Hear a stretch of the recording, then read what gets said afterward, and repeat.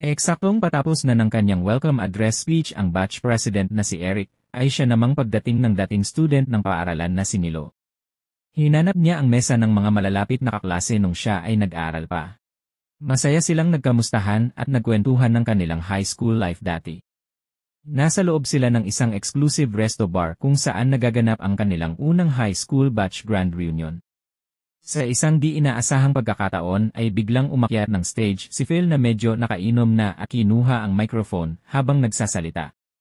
Ang sabi niya, maganda na sana ang gabi, kaso dumating pa ang isang loser ng ating batch.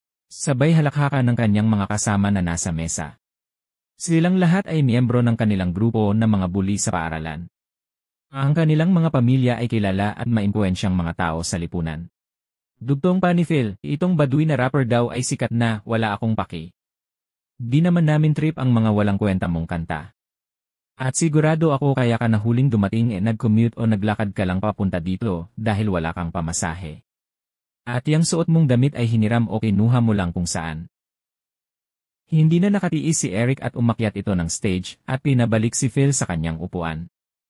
Sumunod na umakyat si Nilo sa stage upang magsalita at ipagtanggol ang sarili sa mga panghihiya na ginawa sa kanya ni Phil at ng grupo nito. Sa isip niya ito na ang tamang panahon para gumanti sa mga pangungutya sa kanyang pagkatao. At nagsimula nang magsalita si Nilo. Proud ako sa sarili ko nang makamit ko ang ambisyon kong maging isang rapper at maibahagi sa ibang tao sa pamamagitan ng aking mga kanta ang positibong mensahe gamit ang talentong ipinagkaloob sa akin. Masaya at kontento ako sa aking mga ginagawa habang kumikita bilang ito ay ang aking propesyon. Phil, nahuli ako ng dating dahil galing ako sa isang business meeting kasama ang iyong ama. Tawagan mo siya kung ayaw mong maniwala.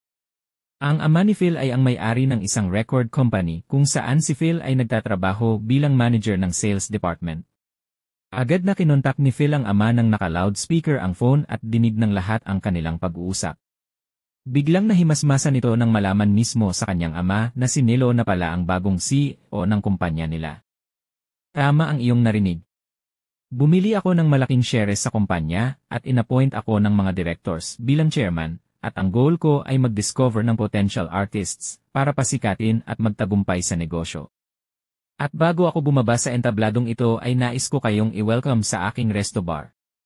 Ang lahat ng foods at drinks ay libre lahat. Sana ay mag-enjoy tayo sa ating reunion.